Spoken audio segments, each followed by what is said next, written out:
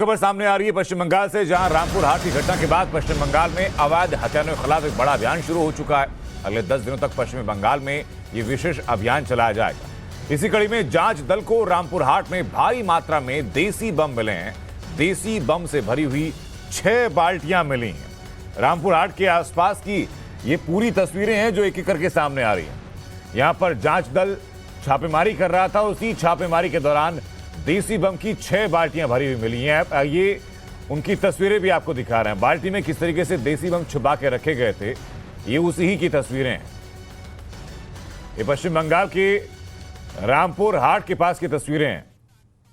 बीरभूम की घटना के बाद आसपास के हर इलाके में तलाशी अभियान चलाया जा रहा है। जांच दल लगातार जांच कर रहा है और 22 लोग पहले गिरफ्तार हो चुके हैं। उसके बाद कौन कौन लोग उसमें और शामिल था और अचानक से भीड़ कैसे पहुंचे थे बीरभूम में, इस बात की इन्वेस्टिगेशन के दौरान रामपुर हाट से ये तस्वीरें सामने आई। हमारे से पुलकित नागर से जुड़ चुके हैं। पुलकित, क्या चीजें सामने आई है? ये तस्वीरें हम देख रहे हैं जहां पर कि देसी बम से भरी हुई 6 बाल्टियां सामने आई हैं। देखिए, ये बॉम्ब मिले हैं। कल जब ममता बनर्जी पहुंची थी बीरभूम तो उन्होंने ये आदेश दिया था पुलिस को कि आप पूरे रामपुर हाट में मुहिम चलाइए और अवैध हथियार और बॉम्ब जो है उन्हें पकड़िए, कहां कहां बन रहे हैं, कौन कौन लोग इन्वॉल्व हैं, किस किस तरीके के बॉम्ब का इस्तेमाल किया जा रहा है। इन तमाम चीज़ों के लिए उन्होंने पुलिस को ऑन स्पॉट बोला था कि इस तरीके की शिकायतें लगातार मिल रही हैं। और उसी के बाद में पुलिस के आला अधिकारी रात से ही रामपुर हाट में सक्रिय थे। लगातार उन जगहों को देखा जा रहा था जहां पर बॉम्ब होने की संभावना हो सकती थी। और अभी जो खबर आ रही है विजुअल्स के जरिए आप देख रहे हैं कि ये बॉम्ब मिले हैं और पुलिस का कहना यह है कि और भी जगह सर्च ऑपरेशन चल रहे हैं जहां पर और भी भारी तादाद में बॉम्ब मिल सकते हैं। जी, मुझे बताइए पुलकित, इन बॉम्ब के पीछे कौन लोग थे या कहां से बने हैं, कौन यहां तक लेकर आया, आगे क्या इस्तेमाल होना था? क्या जांच टीम के पास कोई और जानकारी इस संबंध में? देखिए, रामपुर हाट की अगर हम बात करें तो यहाँ से कई और इन्फॉर्मेशन पुलिस को मिली है कि कुछ और लोग भी इसके साथ इन्वॉल्व हैं। 22 लोगों की अभी तक गिरफ्तारी हो चुकी है और साथ ही अब पुलिस की कोशिश ये है कि जो रैकेट यहाँ चल रहा है, जो लगातार बॉम्ब में लिप्त है, उन लोगों की सक्रियता को ख़त्म किया जाए, उन लोगों तक पहुँचा जाए। उसी में पुलिस को ये इन्फॉर्मेशन मिली थी इस लोकेशन की कि यहाँ पर ये इस तरीके के बॉम्ब बने हैं और बॉम्ब रखे हुए हैं कुछ बाल्टियों के अंदर। तब पुलिस की टीम यहाँ पहुँची थी और इन्हें सबको लिया गया है। अभी पुलिस की टीम इन्हीं के कुछ और लोगों को सर्च कर रही है जो इसमें लिप्त हो सकते हैं। और इस आसपास के इलाके की अगर मैं बात करूं रामपुर हाट की, तो वहां पर भी सर्च ऑपरेशन लगातार जारी है। आपको याद होगा कि जो हिंसा हुई उसमें इन बॉम्ब का इस्तेमाल किया गया था और खुद ममता बनर्जी कल जब यहां पहुंची थी तो लोकल लोगों ने इसकी शिकायत भी की थी कि किस तरीके से टीएमसी के नेता के ऊपर बॉम्ब चलाया गया, किस तरीके से पिछले कुछ महीनों की घटना को देखें तो बॉम्ब का इस्तेमाल लगातार यहां पर हुआ, चुनावों के दौरान भी हुआ। तो उसी को लेकर ममता बनर्जी ने ऑन स्पॉट ये आदेश पुलिस अधिकारियों को दिए थे कि आप इन्हें सर्च कीजिए और यहाँ पूरे इलाके में ये देखिए कि कौन कौन लोग इसमें लिप्त हैं।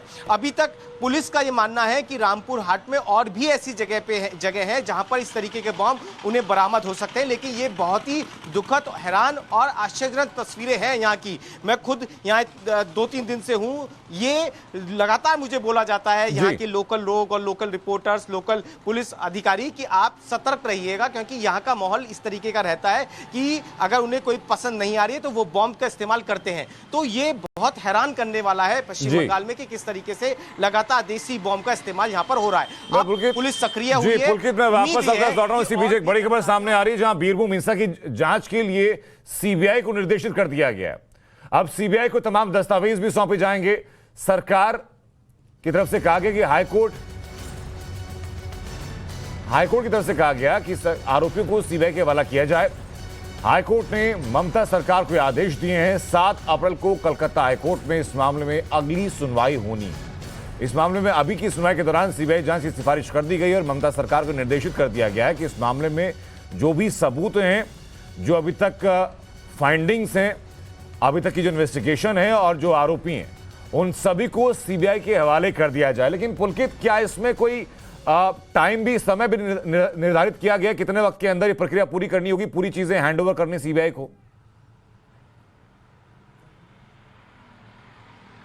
देखिए, जब कोर्ट में सीबीआई की तारीख है तो उसमें सीबीआई को अपनी रिपोर्ट देनी होगी। अभी तक इस पूरे मामले की जांच एसआईटी कर रही थी, लेकिन लगातार जो बात सामने आ रही थी वो ये कि लोग एसआईटी की इस जांच से खुश नहीं थे। लगातार सवाल उठाए जा रहे थे। कल कोलकाता हाईकोर्ट में भी जब ये मुद्दा उठा तो कोलकाता हाईकोर्ट ने साफ किया कि अब इसकी जांच सीबीआई द्वारा कराई जाएगी। सीबीआई को इस जांच के निर्देश कोलकाता हाईकोर्ट ने दिए। अब राज्य सरकार तमाम जो फाइलें हैं वो सीबीआई को सौंपेगी, हैंडओवर करेगी। एसआईटी ने जितनी जांच की उसमें कल तक 20 लोगों की गिरफ्तारी हुई थी, लेकिन ये मामला कहीं ना कहीं टीएमसी से जुड़ा हुआ नजर आ रहा था। यही वजह है कि सरकार के खिलाफ बहुत ज्यादा लोग आवाज उठा रहे थे, ये बात कह रहे थे कि कैसे जांच होगी, कैसे उन लोगों को तक पहुंचेंगी जिन्होंने इतनी बड़ी हिंसा को अंजाम किया। और जब तार सरकार से, सरकार के लोगों से, सरकार के नेताओं से जुड़ते हुए नजर आ रहे थे तो इस पर सवाल उठाए जा रहे थे। उसकी दूसरी वजह यह भी थी कि अगर आपने टीएमसी के नेताओं को पहले सुना हो तो टीएमसी के नेता ये कहते हुए नजर आ रहे थे कि गांव में शॉर्ट सर्किट हो गया, लेकिन हम ही लोगों की खबर थी जिसमें पोस्टमार्टम रिपोर्ट में खुलासा हुआ कि मरने वाले लोगों को पहले पीटा भी गया था।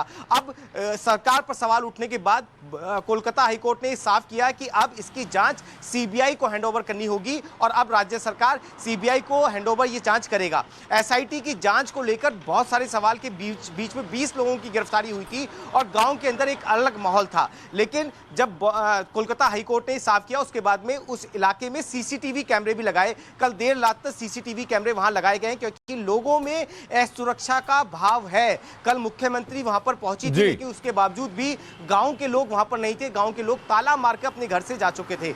इसीलिए वहां पर अब सीसीटीवी कैमरे लगाए गए हैं ताकि सुरक्षा लोगों की जा सके। जी।